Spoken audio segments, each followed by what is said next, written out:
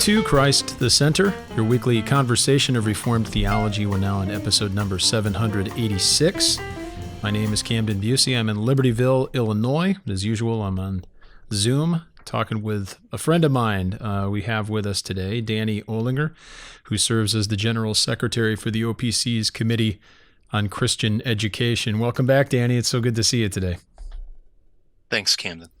Danny, of course, also serves, some of you may know, as the chairman for the OPC's Committee for the Historian. It just so happens to be that as of about a year and a half ago, I'm the historian. So John Meether also serves on the committee, and he served as historian for over 20 years. So we're glad to still have him. But the reason I mention this is today we're going to begin a new and brief series working through Machen's classic book, Christianity and Liberalism. For those watching, I've got an old 1924 edition here, and trying to keep this on the complete opposite end of the desk from my coffee, even though I have it wrapped in the Brodart protective sleeve. Don't want to get that one messed up. And it is the 100th anniversary of the publication of this significant, most important book, especially for Orthodox Presbyterians like Danny and myself.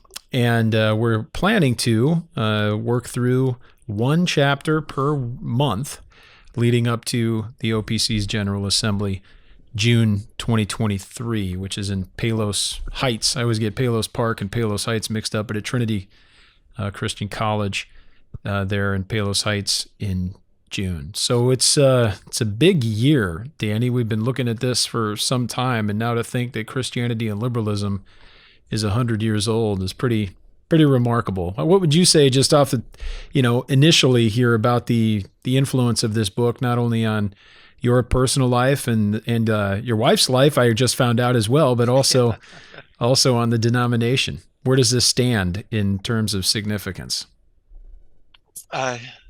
It's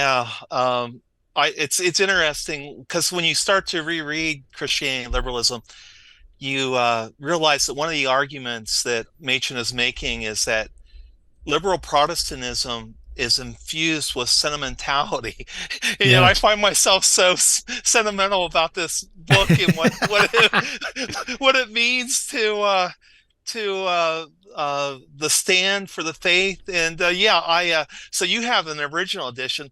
I have a copy I purchased for 50 cents in 1987 to send to my now wife Diane when she was a student at Kent State University, and she sort of won my heart by taking this book and reading it cover to cover and writing a paper on Machen in her political science class. And I'm sitting there thinking, that's the girl I want to marry. So I keep this 50-cent copy in a very prominent place among my books also. But in regard to the Presbyterian controversy, I think this is the book. And even in the time back then, 100 years ago, and as things went forward to 1936, critics and friends alike acknowledged this was the book. This was where the argument was made in such clarity and was put before everyone. And you could disagree with the conclusion, but I think everyone acknowledged the logic, and the presentation was without peer. It was just spectacular. Yeah, it is. It's tremendous, and you can't overestimate the significance of this book for Presbyterians, especially in America in the 20th and 21st century. Of course, there are a lot of different opinions and thoughts about Machen's argument. There are many questions raised in the following, 13 years as to Machen's methods, and even disagreements from those who were highly sympathetic to Machen theologically about the way he approached things at the assembly and within the courts of the church. Of course, we have particular thoughts about those things, being sons of the Orthodox Presbyterian Church, formerly the Presbyterian Church of America, before we got sued and had to change the name. But there's all sorts of things there, and no doubt we'll unwrap and unpack the many layers of this ecclesiastical, and theological onion in the next 6 months. Today, we're hoping to address the preface and the introduction. And by doing so, also lay the stage for several issues regarding the historical context. We want to situate this book in its particular place so that we can understand what Machen was facing and what the impetus and the reason for writing this book was. But also in future months, we're hoping Danny and I will be inviting a various array of Orthodox Presbyterians primarily to come speak on various chapters. So we're working on scheduling those, and you can expect that in future conversations on this book, we will have a third voice at least, if not more, talking about various topics. I was just speaking with John Meether yesterday, and he notified me that the February issue of Table Talk is also focusing on Machen's Christianity and Liberalism, and there is an article or an entry, at least one per chapter, in that as well. So if you don't have Table Talk, my February copy hasn't arrived yet. I hope it's not because my subscription is lapsed. But if you are looking for that in the mail, take a look, especially. And John has the chapter on the church, which is a very significant and important chapter in the book there. So before I don't think I have any housekeeping matters, and even if I did, I'd probably just forego them today. Of course, we've got a lot of things going on at Reformed Forum. Just head over to reformedforum.org. You'll get all the information necessary, and please subscribe to the email newsletter. We've been putting those out at least once per week, and very thankful to our director of marketing, our marketing coordinator. We have someone helping us out a tremendous amount, getting all that information out in a timely fashion. So there's a whole ton of courses coming out. We're planning to schedule. Well, we have scheduled, and we're planning to record 9 new courses for Reformed Academy this year. So just to whet your appetite, if you'd like to know about those and know when they're arriving and when they're being published, the best way is to subscribe to the email newsletter. All right, Danny. So this being the first foray, we have a lot of ground to cover, but we have all the time we need, and looking forward to this. I remember when I read this book the very first time. It's probably around 2003, maybe 2002. It was certainly before I ever visited Westminster as a prospective student, to think about moving out to Philadelphia and to become ultimately a student and then a member of the Orthodox Presbyterian Church. I didn't even know what the Orthodox Presbyterian Church was. When I first visited the campus at Westminster, I saw Calvary across the street, or as Mark Vanderhart likes to joke, Our Lady of Glenside. So I went over there and saw the sign and thought, what's an Orthodox Presbyterian? Oddly enough, sad. I had read Christianity and Liberalism by then, but of course this was written in 1923, or at least published in 1923. So we didn't have the OPC formed.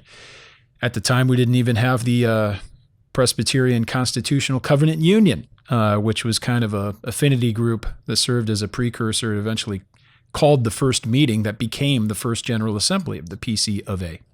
But that's getting ahead of ourselves. Going back to the early 20s, we have great turmoil within the Presbyterian Church.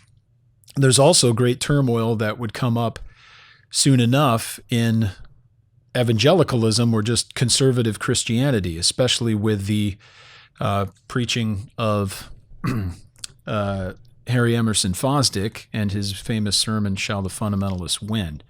But before we get there, here, right in the preface, Machen tells us the historical beginnings of this particular book. He writes, on November 3rd, 1921, well, at least the preface says, on November 3rd, 1921, J. Gresham Machen delivered an address to the Ruling Elders Association of Chester Presbytery. It was subsequently published as Liberalism or Christianity in the Princeton Theological Review, Volume 20, 1922, pages 93 to 117. I found a PDF of that I could share if I remember. I'll try to put that in the episode description for this episode. Machen says that was indeed the nucleus of this book. He also wrote other brief articles from the Presbyterian that were also used, and then he credits a conversation with Reverend Paul Martin of Princeton as the source of the principal divisions of the subject. So what can we say here about the history? Danny, do you know much or any background regarding the Ruling Elders Association of Chester Presbytery and this figure, Paul Martin, one or the other? Well, in regard, I guess if you allow me to take it back maybe a generation, Please I do. think this all a good way to think of this is to start with the confessional revision in 1903. Mm. So the conservatives had battled with the liberals and the moderates in regard to a revision of the confession, which would lessen the Calvinism of that creed.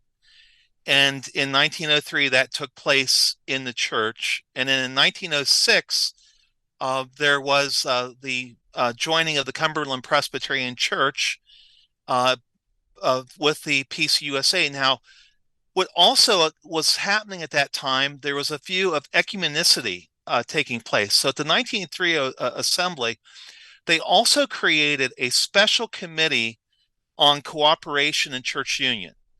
So that committee then started to do its work, and it was instrumental in the Cumberland Presbyterian Church 1906. It then was very instrumental in the establishment of the Federal Council of Churches in 1908, in which the PCUSA was perhaps the main player. That council then also got engaged in the war.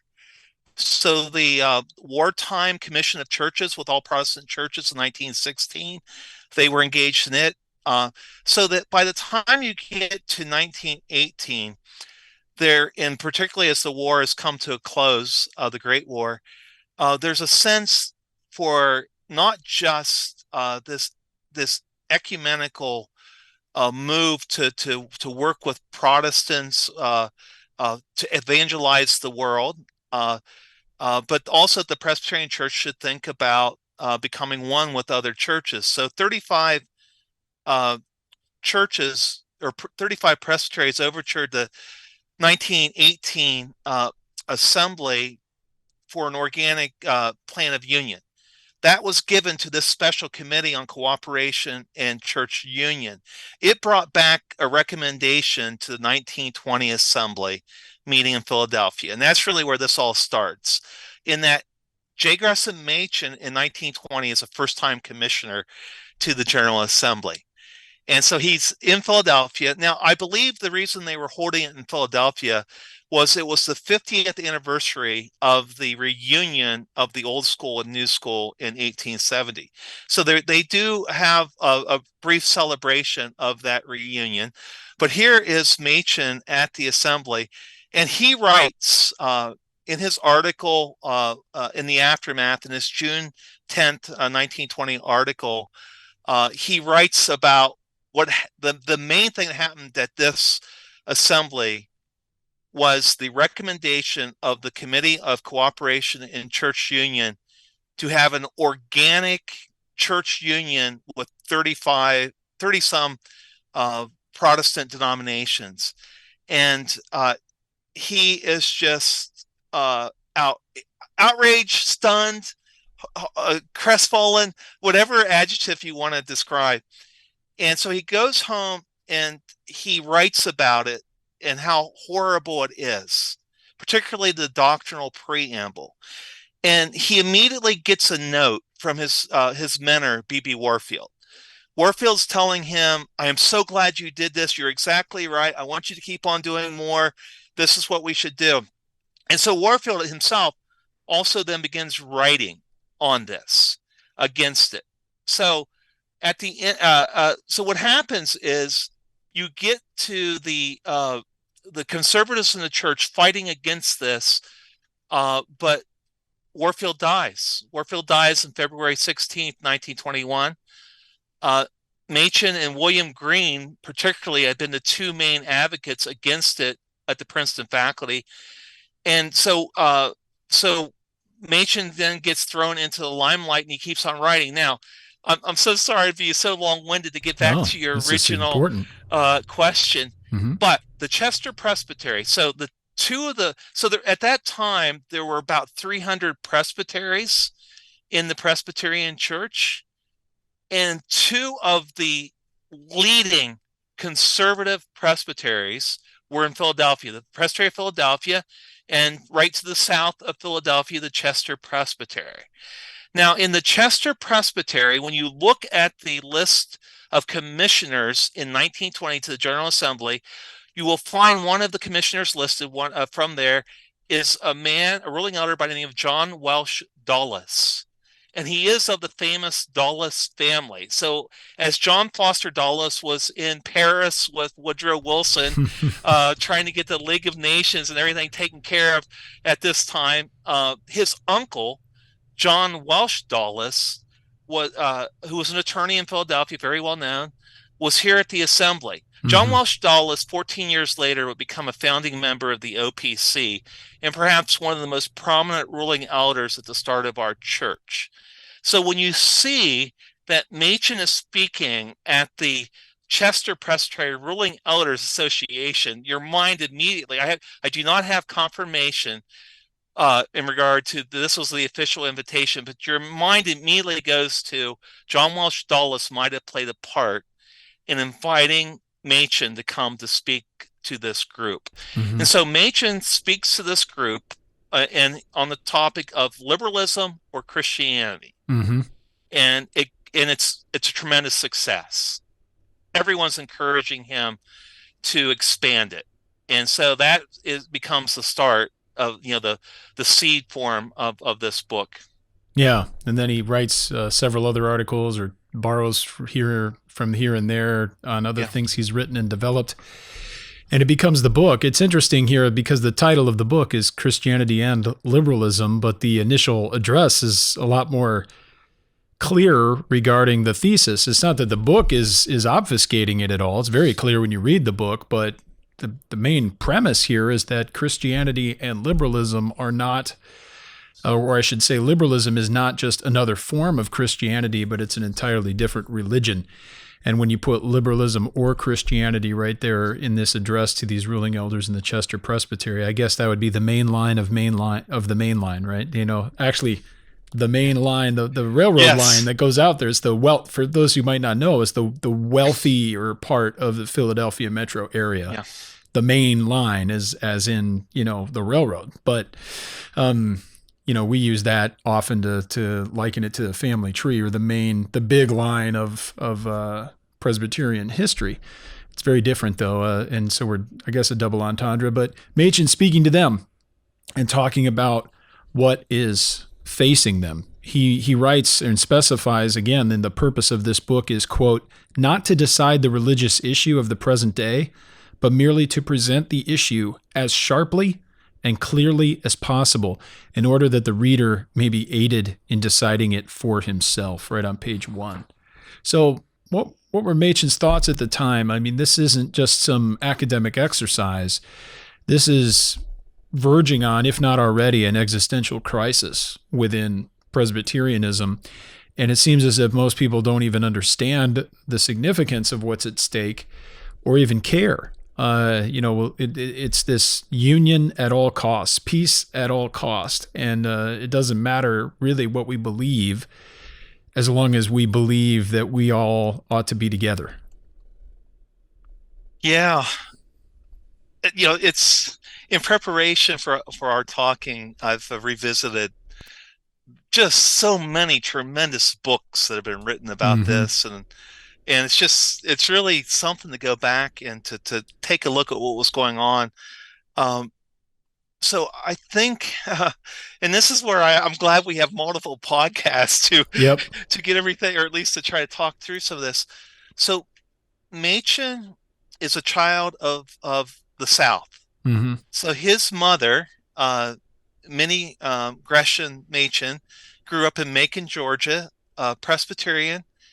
And but she also was a daughter of the South, and so that civilization, in this, especially the sense of freedom and individualism and the culture, was all carried over to Machen, and he sees that not only gone, but in its place is a crass materialism that is taking over both culture and church. And so that gets into the aspect of Machen's views on culture in the church. And so in 1912, he had written an article for the centennial celebration at Princeton on Christianity and culture.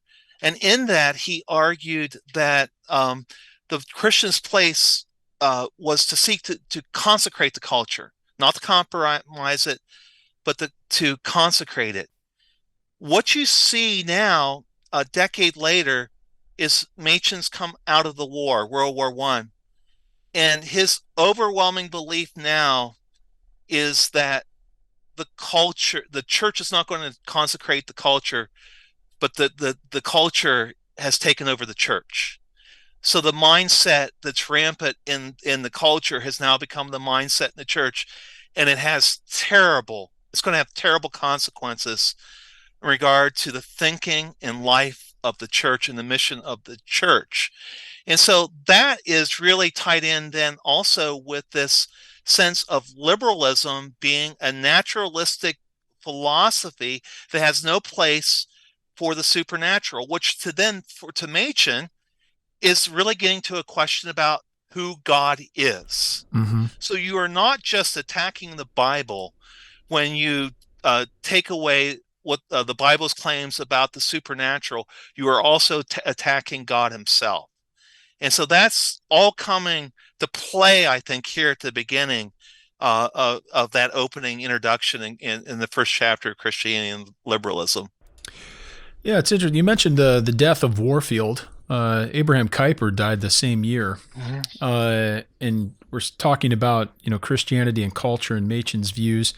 I don't want to veer too far off to the side, but it's at least a question of investigation, and maybe this is for someone else to discuss. I'm going to be talking with Corey Brock and Grace Satanto in a week or so about their new book on neo-Calvinism. Where does that play into effect here? I know Kuyper delivered his most famous Stone lectures at Princeton not too long before this. I mean, it's not in the same several years, but it's certainly in the background. Did Kuyper's death, if not directly, but at least thematically, have any effect or any thought here on Machen? How would you assess that as an historian? Yeah, I don't think so. I think Yeah. Warfield's death had a tremendous impact upon And when him. he died, Machen said that when they carried his body out of Miller Yeah. Chapel, they carried old Princeton out with him. Exactly. That's the exact quote I'm thinking of. He said that to his mother, wrote that to his mother. So let's go back a little bit. So Warfield in 1914 wanted to be president of the seminary when Francis Patton retired. So Machen quotes Francis Patton in the very first page. So that's a little tip-off of where Machen is standing. He's standing with Francis Patton, and Warfield wanted to be the president. But the board of directors decided to name J. Ross Stevenson as the president, and he was a president who, although personally evangelical, he wanted to broaden the seminary to match the broadening life of the church. Right.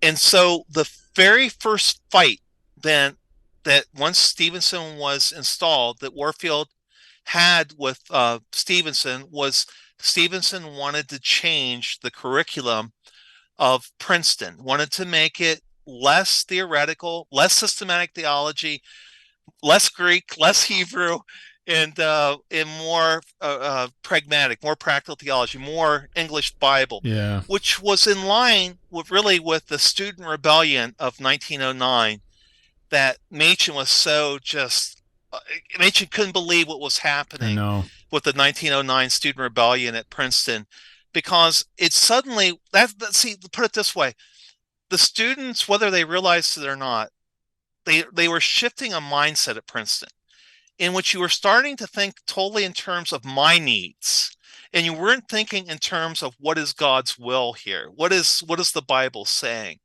and so Warfield fought this tooth and nail. And so when Warfield, Foss, Hodge, Green lost the day, when and the curriculum got altered, Warfield stopped attending faculty meetings. He was that upset. He just wouldn't go to the faculty meetings with Stevenson there. But I want you to think in terms of, this is fascinating when you think of it, and I get this from reading The Future of Calvinism, Machen's 1930 article, and also just the commentary and being around Charlie Dennison, the historian of the Orthodox Presbyterian Church. So this is going to be Charlie's thesis in light of what Machen is saying in The Future of Calvinism, that 1930 article. I want you to think in these three terms. Think of the 1903 to 1906 when the Confession is revised and it becomes All Meridian and the Cumberland Presbyterian Church comes in. Right. That is the movement in the Presbyterian Church from Calvinism to Universalism, or the Arminianism or All Meridianism of the day. An attack upon limited atonement and what that means. Then go to 1920 and you see the preamble for the Plan of Union. And you see how general it is. And you see how Unitarian could be a part of this, and how the Society of Friends or whoever wanted to be a part of it, it was so rationalistic. It had taken out all the distinctives of Christianity. So Machen says in that, basically says in that 1930 article, is that this is going to be then, you had the transcendence of God previously in the Presbyterian Church. But now you have a movement towards immanence with this Plan of Union. Now, in between 1906 and 1920, take a look and think in terms of the student rebellion and the changing of the curriculum. And think in terms of this way. You have systematic theology being taught at Princeton, and this emphasis upon the Bible in the original languages, and just that in regard to what a pastor should be. The movement is towards pragmatism. I'm not taking away from how there is value in practical theology, but this type of shift is a shift in philosophy. And so you're going from systematic theology to pragmatism. What Charlie Dennison, in light of that, came to the conclusion is what you're looking at is not just the triumph of the philosophy of John Dewey, the reformist educator, not just the triumph of him in culture, or in the library. The triumph of John Dewey in the Presbyterian Church. That's what's going on. Yeah. Pragmatism, I mean, they're philosophically speaking, there's a lot more that can be said, but it's at the end of the day, taking a look at what works. What is right or what you ought to engage in is just what gets the job done. And that's basically the principle at work. And so this practical theological move, it keeps repeating. I mean, you as the general secretary for the Committee on Christian Education, you're doing all these seminary visits for however many years you've been serving as secretary now, and concerned to understand not only what seminaries are doing, but their pedagogy and looking at it from the vantage point of ministerial training for the Orthodox Presbyterian Church. Well, my goodness, how many times have these same themes reoccurred over and over and over? And there's always this push. There's this push to try to say, well, we need to promote the practical and the feelings and the emotions and all these sorts of things, and downplay all this theoretical stuff. Well, the real true pastor is the one who has a shepherd's heart, not the one who spends time reading and writing. Well, these are not pitted against each other in Scripture. We need to do both. But what we have with Princeton and this desire is a revamping of the curriculum in order to really, there's different motivations for this. But you mentioned Stevenson, and he did not like at all, and Erdman either. Charles Erdman did not like at all this reputation that old Princeton had. And at the time, like now, we look at Princeton very differently than before. But before, it was the stalwart, stodgy, doctrinal, many people would think dusty and uptight, seminary. Whereas you had all sorts of other Presbyterian seminaries who might be more cutting edge or doing the new cool thing. And Stevenson comes in and wants to bring Princeton into line, more in line with the entire denomination. Princeton was and is an official seminary of the Presbyterian Church USA. So then he's looking at it and saying, well, we're not serving the whole denomination because we're still the school of Hodge. And so we need to broaden this. And this is always the move with the people in the middle, especially conservatives who find themselves in the mushy middle. It's this idea of, well, you can still hold your confessional beliefs. We're not saying you need to go. You can have your strong dogmatic concerns and still believe those things and promote those things within the church or within the seminary. We just want to make room for a broader range of people. And so the middleman always, the mushy middle person, the moderate, always has sympathy and empathy on his side, right? And then people like Machen, who are saying, well, no, we think we've crossed a line and we need to follow the Bible, even though he's wanting to do what he believes with all of his heart the Lord has commanded them to do. You're always going to come off as a nasty person because you're telling other people that they can't be here. And that there's no way around the mix of this. It's a public relations problem for the conservative. Yeah, wow. Oh man, Camden, so many thoughts. Maybe take them one at a time here. Sure. We got all the time we need later. But so the first one, the sentimental, the thought that doctrine divides and practice unites was basically the calling card of Henry Emerson Fosdick.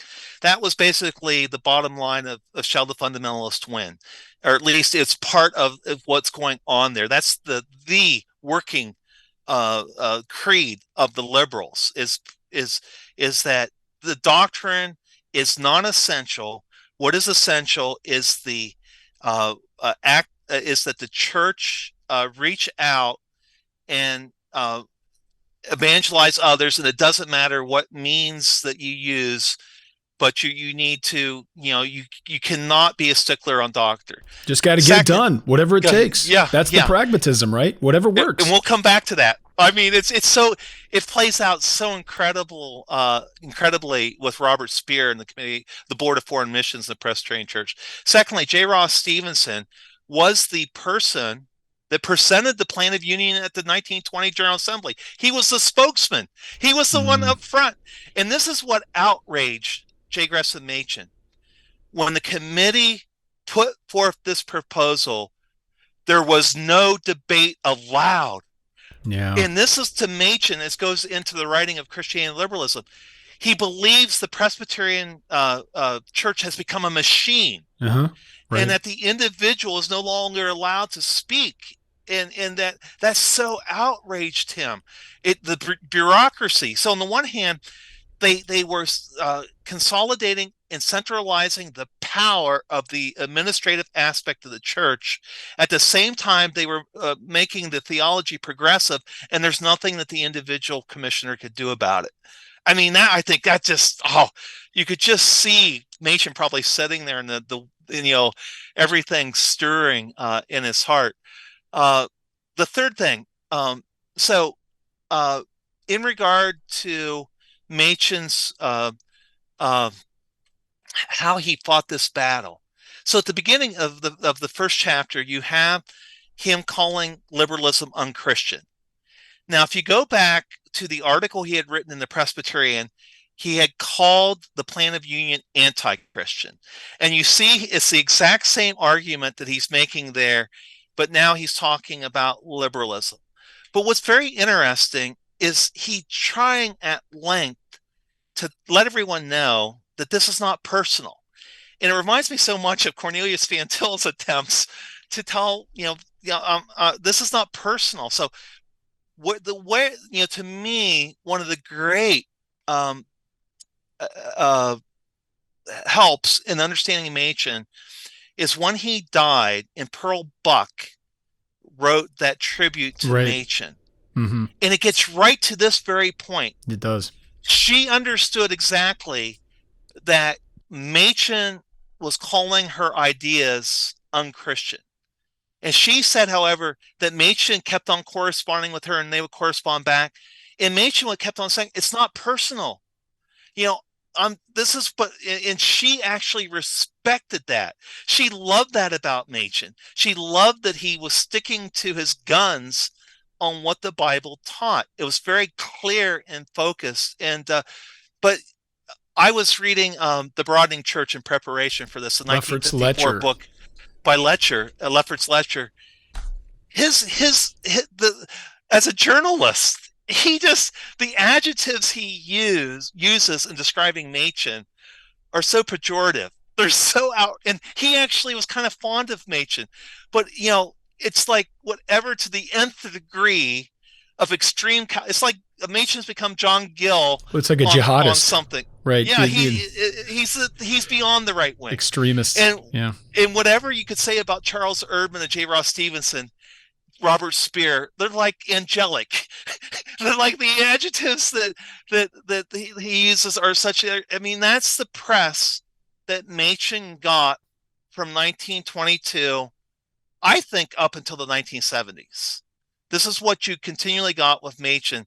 He was cast in this way because he said liberalism was unchristian. Yeah. It was a different religion. He was a troublemaker. He was viewed as leading a faction, just a problem. And Letcher kind of concludes that book by basically in 1936, when they left, it was like good riddance. It was a tiny, from their perspective, tiny, insignificant minority of troublemakers who are adding 5, 10, 20 hours to every General Assembly, and good riddance. Now we're all at peace and everything's going to run smoothly from here on out. That's the conclusion to Lefferts Letcher's excellent book. I love that book, but it's certainly coming from a different perspective.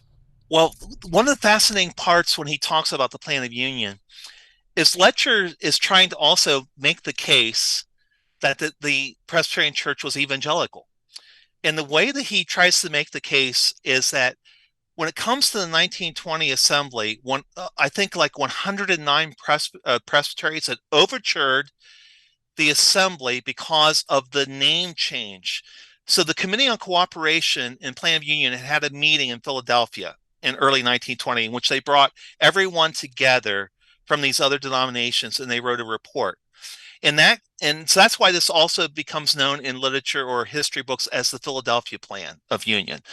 And so in that, they agreed to change this from an organic union of evangelical churches to an organic union of the Christian church. And Lefford and others make the case, well, this shows you that this is evangelical, in that the term Christian was too general. And this is the way it preserves that. And Warfield says baloney. Warfield says, can you read the preamble? What are you talking about? Yeah. To be evangelical means that you have to say something about the death and resurrection of Christ. Yeah. You have taken out that which offends. And see, that's also at the heart of Machen's argument. Machen makes the argument, and when he first comes back from being in France and the church in the war, that Christianity is the religion of the broken heart. It doesn't end with the broken heart, but it begins with the broken heart. And he is saying in this book, and he's carrying this argument over into Christianity and liberalism, that if you don't have a broken heart, you're never going to get to repentance and faith.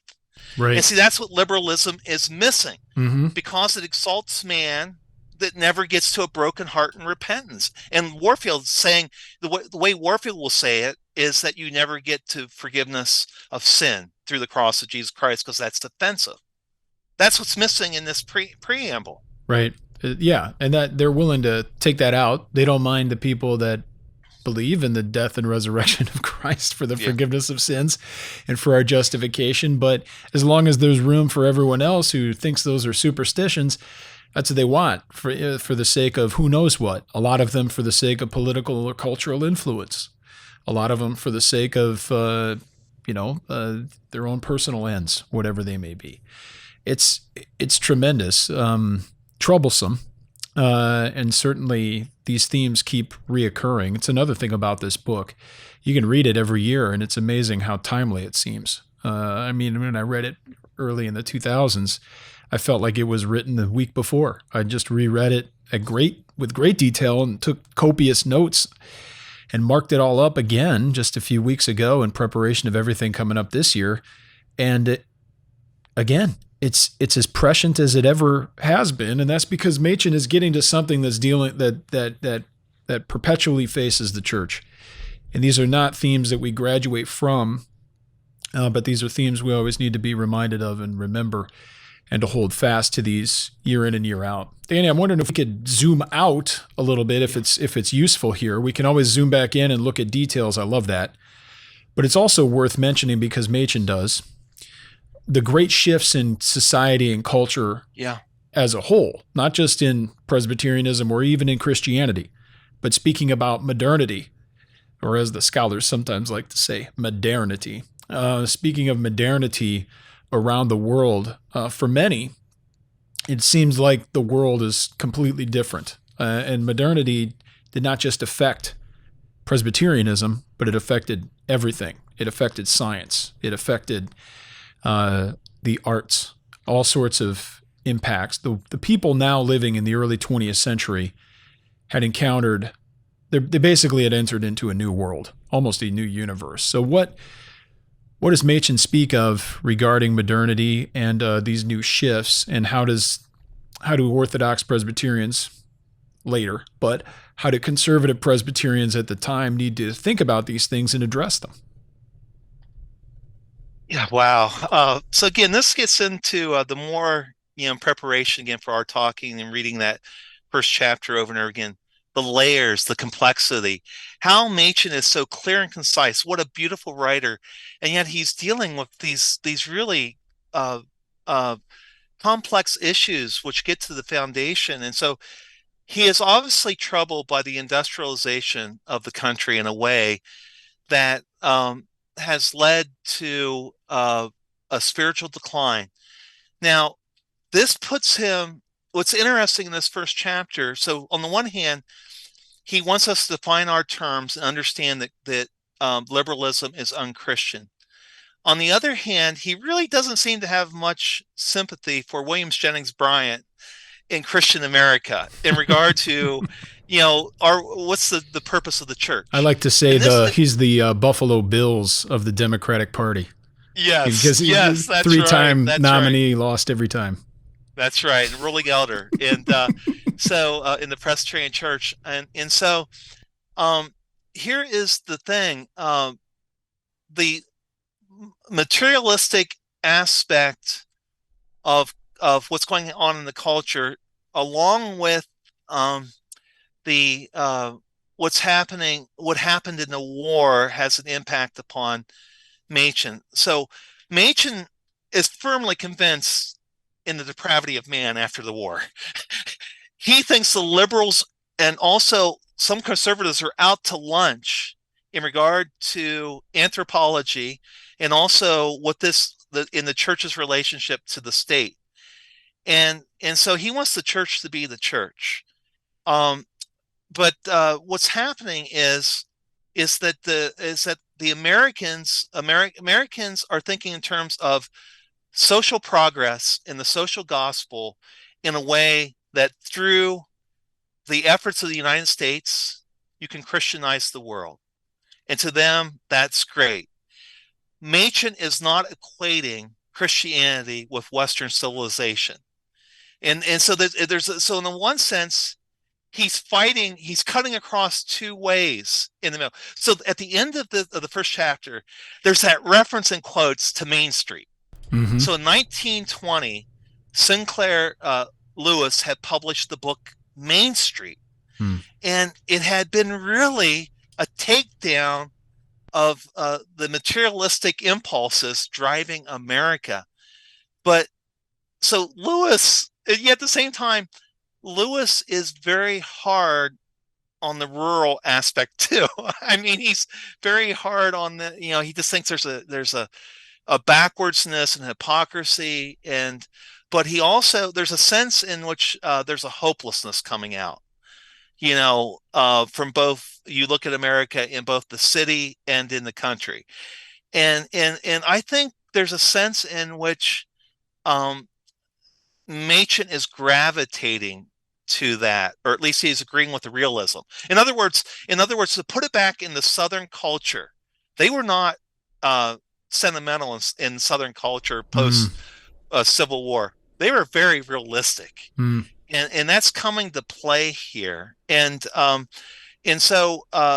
that really struck me, and it also made me think of. So if you read Daryl Hart or Charlie Dennison, both of them immediately picked up of the connection between the Boston newspaper man H.L. Mencken and Machen, both being from Baltimore. right. Both, were very, very much. Mencken drew interest in Machen, but what's often not realized is that in this Sinclair Lewis connection, also Mencken was one of his best buddies. As a matter of fact, Elmer Gantry is dedicated to H.L. Mencken. And what is Elmer Gantry about? And that's 1927, but about what's going on in religion in America coming off the Scopes trial and fundamentalist. And now they're, and so it's just this, I think that Machen is attuned to that on the one hand. On the other hand, what Daryl Hart points out in particular articles is how Machen is also gravitating to what's current in literature and writing and what's the philosophical sense of the day. So for lack of a better example, in the 1920s, you have Ernest Hemingway. Hemingway doesn't want to deal with sentimentality. He wants to deal with very clear definitions. That's the way he writes his sentences, the way he writes his paragraph. I admire And him. so Machen is in tune with that in regard to what's going on. Yeah, it's amazing here. Along those lines, even just on page 2 of the introduction, Machen comments here on the changes that are brought about by the modern world, saying, modern inventions and the industrialism that has been built upon them have given us in many respects a new world to live in. We can no more remove ourselves from that world than we can escape from the atmosphere that we breathe. In so many ways is leading in not only into the arts, but also into the sciences. A human investigation really entered into that new age that he speaks of. It's not merely brought about by, it didn't just merely bring about new knowledge, as in all of a sudden we have new information kind of patched onto old ways of thinking, but it really was an entirely different way to think about human capability and the potential of human inquiry. If you think about what was going on in the early 20th century and all the scientific advances, there were so many. This is why it bleeds into anthropology so much, because now there's such a, we've demonstrated that humans can do this. This is going to last forever. It's kind of like in our present day, why there's so many people that are, that basically believe in some form of scientism or technicism, that human technological advances or human technological or human advances in science are going to be our savior. And the only problem we have right now is just the fact that we haven't figured out something yet. You saw that during the COVID pandemic, right? How many people had faith in science? Hey, I love science just as much as the next guy. I love technology just as much as the next guy, more so than the next guy. That's one of my big things. But do I have a faith in science as kind of my fundamental savior? Well, no. Only Jesus can save me of my sins. I can't be spared. But now you have the tech billionaires thinking that they're going to cheat death with transhumanism, etc., etc. Machen writes this on page 4. Inevitably, the question arises whether the opinions of such men can ever be normative for men of the present day. He's speaking of the Bible, and he's speaking of liberals hating, above all, the fact that conservatives appeal to a document or a set of documents that were written 2,000 years earlier at minimum. Inevitably, the question arises whether the opinions of such men can ever be normative for men of the present day. In other words, whether first century religion can ever stand in company with 20th century science. It's a different world, a completely different epistemology, a completely different hope. And it threw the world into upheaval, but especially Christianity and especially Presbyterianism of an older stripe. And this is what Machen's trying to combat. And I don't think we can overestimate that, really. I don't know if there's so much of an analogy, but you and I both lived through, obviously, the birth of the World Wide Web, and then Web 2 with social media. how much that changed society. And now moving on into Web3, who knows what that might look like and how that might change the power structures in the world. But it's a lot different than the immediately post-bellum era that Machen was born into in the South. No, I totally agree. That's great. I couldn't help but to think of Gerhardus Voss when you were talking, because uh, Voss puts forth during this time that that the first century believer and the 20th century believer are living in the same period. I know, it's so different Yeah, from the it's so conception different. of the liberal. I believe just a few episodes ago, you and Lane talked about that. Yeah. For we know that we live as much in the New Testament as did Peter, Paul, Yeah. and John, the great quote by Voss at the end of the biblical theology. And that really is part of what's going on here, in that a supernatural Christianity in which you believe God predestines both the beginning and the end, and he's in control of all things, in which the pivot of history is not Immanuel Kant in what happens with the Enlightenment, but the pivot of history is Jesus Christ raised from the dead. It's a different viewpoint. It's a different religion. Yeah, he brings that up, that epistemological shift and that separation that many people thought Kant had saved faith basically by divorcing it from this world. And so you split up and you have phenomena, you have noumena, and depending on your interpretation of Kant or the heirs of Kant, never the twain shall meet.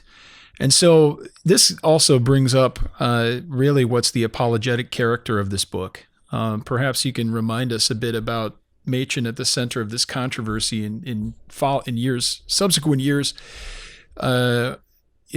dealing with the fact that he was appointed to the chair of apologetics at Princeton Seminary. I was talking to you yesterday about that, but to let the listeners know, hearing that, it always seemed a little strange to me. And Daryl Hart, in his book, or not his book, his course on Machen that we've published for free at Reformed Academy, I'll try to have a link to that in the episode description as well, refers to this. And it might seem to people initially how strange a New Testament guy being appointed to apologetics might be. But when we read this book, and when we read Machen's approach, is not only his polemic, but his purpose in this apologetic, we see why that could have been a natural fit. Needless, and in addition to the fact that the disciplines weren't necessarily as sharply divided as they tend to be in contemporary seminaries. But in the attempt to make Christianity acceptable to the contemporary, to the modern mind, Christian apologists really went and they ended up abandoning the very thing they set out to defend. And by trying to make Christianity acceptable to modernists, or people that had bought hook, line, and sinker modernism and all the scientism and technicism, they lost what was distinctive about Christianity.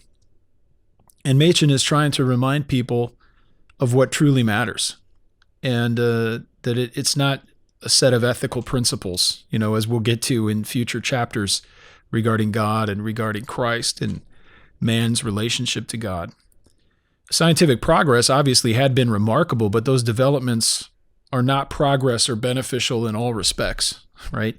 While scientific progress really brought many improvements over the ancient world, it also brought a decline in others. And Machen comments, to bring it back here to art, you might want to comment on, and we can also speak about H.G. Wells as he's mentioned here. Machen, speaks of the great poets, the musicians, the sculptors, and the painters. And he says those guys don't exist at the present moment. He's not a big fan of modernist cultural endeavors. He says that the art that does exist is largely imitative or bizarre.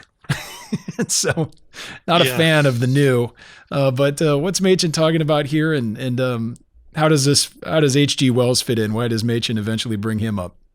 Yeah, so I'm always fascinated by this reference to H.G. Wells because of what happens later in the century, literarily. I believe that on any short list of the greatest short stories of the 20th century is John Updike's Pigeon Feathers. And Pigeon Feathers is entirely set, the setting, it's as if John Updike in Reading, Pennsylvania, was reading Christianity and Liberalism's opening chapter, and he decided to write a short story. Because basically what's happening in Pigeon Feathers is there's a young boy on a farm, he's bored, he starts reading the books, and he starts reading H.G. Wells' Outlines of History.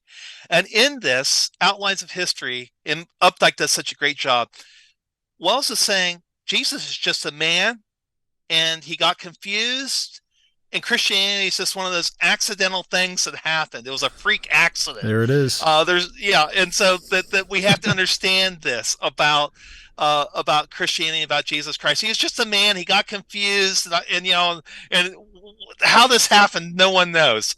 So in the story, Pigeon Feathers, the young boy goes to his pastor because he wants to be reassured that that everything he hears every Lord's Day is not just myth, that Jesus wasn't confused, that Jesus was the Son of God, that Jesus was raised from the dead. And what does the pastor do? The pastor cannot affirm that because he doesn't believe that Jesus Christ has been raised from the dead. The pastor's a liberal. He's a Lutheran. He's a liberal. And so the boy is devastated. What is life about? What are we doing? And, I'm being fooled. I'm going to church and what's going on?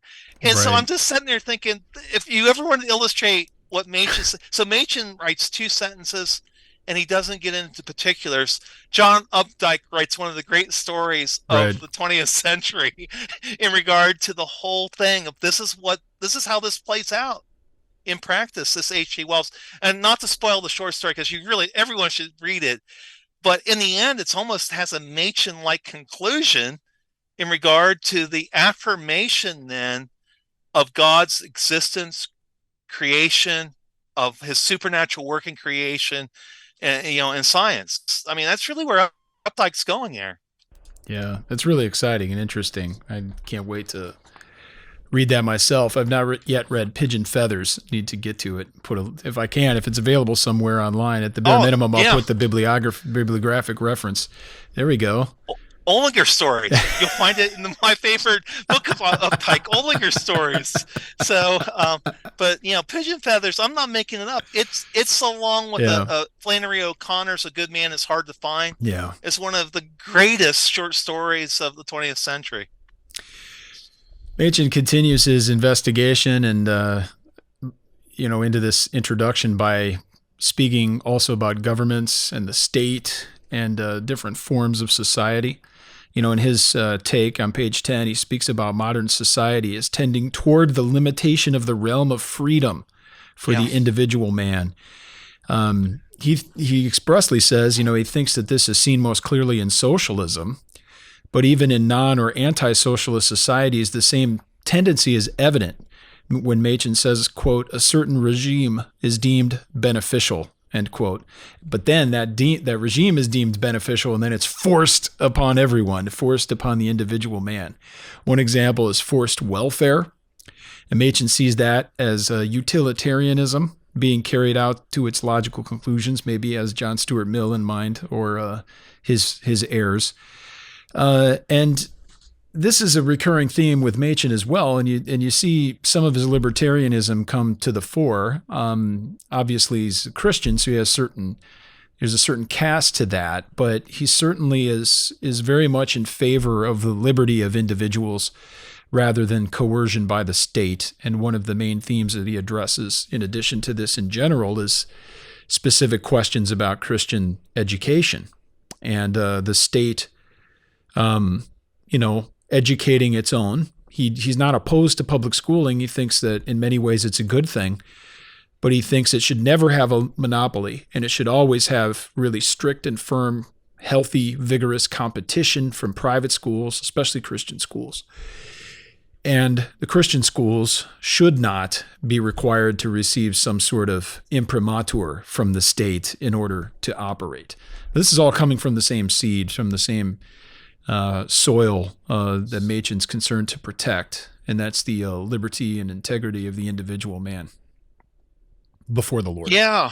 Wow, that's again, this is a very interesting part of this book and in this chapter. And as I read it, he seems to be saying that the same evils have overtaken the church which have overtaken the state in a centralized education program. In he also seems to be implying that the rights of minorities are being trampled upon, and that the really intellectual adventure has been taken Mm. away. So when you read about that Nebraska Act, and Yeah, the again, I can't lost help but to clause. think of, Yeah, yeah, right. think about what William Jennings Bryan. But so Machen grew up in his home, in which they spoke French at the dinner table his entire childhood. That's what it was like an It's totally adventure to him. totally normal. Not, he not only is a language of manners, but Yeah. he was like, that's what that was so important to him in getting learning to love language. And since he did it as an early child, he then picked up Greek and Latin and German so quickly, and he's sitting there thinking, you're going to take this away when these children are sponges. Right. The law I should mention was forbidding any school from teaching a language other than English until the eighth grade. Yeah. Yeah. So And so he's just horrified. I mean, particularly if you want to go into the practice, something like medicine or law, and he comes from a right. family of lawyers, and you're not going to be taught Latin until you're in the eighth grade. You've missed a tremendous opportunity, and he wants that freedom to be able to have this take place. And so again, there's this aspect of his fighting against the machine is taking place, because the machine is not it's really crushing people. It's not liberating people, and that really comes through here when he's writing. Wow. Well, this is completely inconsequential, but maybe there's something to this because your comment there reminds me of the phrase "Rage Against the Machine," which of Yeah. course a very popular band in the late '90s, early 2000s. Incidentally enough, Libertyville, Illinois, where I am right now, hometown of Tom Morello, guitarist for Rage Against the Machine, and he often frequents Firkin, the fine establishment just down the street from where we meet. So anyway, it's all connected. It's all Yeah. connected. You're right, though. I mean, it's wild. Machen might surprise people with his political views at times, and he writes about odd things you would think that they're odd, or it's coming out of left field for some reason. But when you understand that a lot of these things come forth from the root of what he's trying to get at, it makes a lot more sense. And this is also part of the problem later on with so many of the moderates and the people that were into intemperance, or the temperance movement, I should say. They don't understand what in the world Machen is trying to defend when he wants, he's a teetotaler himself, for example, but he wants to protect the rights of people to drink beer and wine. And people can't understand it. Like Machen doesn't compute to people that have, very hard and fast caricatured ideas about what a Christian is supposed to be. And that's kind of the beauty of reading Machen and what makes it fresh. And I think it's a reminder for Christians as well that we can't identify Christianity with a specific political party or some sort of specific cultural movement. It is its own thing, and it's a more fundamental architectonic thing. And sometimes the teachings of the Bible will not fit into a nicely defined box, and we need to always remember our ultimate allegiance and to pursue Christ and His kingdom above all. No matter the cost. And that's something that Machen was willing to do. Yeah, I couldn't help but to think of his relationship with Woodrow Wilson. So at the 1919 General Assembly, Wilson's the president, obviously coming off the great success of World War I and trying to get the League of Nations passed. The assembly actually endorses the League of Nations, and they also have a special resolution to tell the president, who's a ruling elder in the church at the time, that they basically love him and they're praying for him and everything. And the opening address then the next year, in 1920, was on patriotism and piety. And so it's hard to articulate how much Machen is going upstream of everything that Presbyterians are holding dear when he's telling them that Christianity is something that is heavenly and it's not something that's national. And that is really part of what's going on here. And the other thing is that Christianity and Liberalism is a book that's about the church. And it's not just about the church in general, it's about the Presbyterian church. So he is driving this argument to the end of the Presbyterian church. And so that's why in this connection, he makes that reference to how he really detests preaching in the church, which is all about moral uplift and activity, and you end up singing a hymn from 1861. He basically is calling out the battle hymn of the Republic. Right. And he is saying that you cannot equate the coming of Jesus Christ with the Northern armies. that is not what's going on with the return of the Savior. And so he's really, again, it's just such a powerful indictment of what was happening in the Presbyterian church. Yeah, and these themes are still present today. Again, they're not the same, identical. As I think it was Samuel Clemens, or also known as Mark Twain, once said, history might not repeat itself, but it surely rhymes. And we see that absolutely being the case, reminded of these things today. I want to conclude real briefly, unless we got some other comments, which we certainly can entertain. But on page 16 here, Machen reiterates his purpose in writing this book.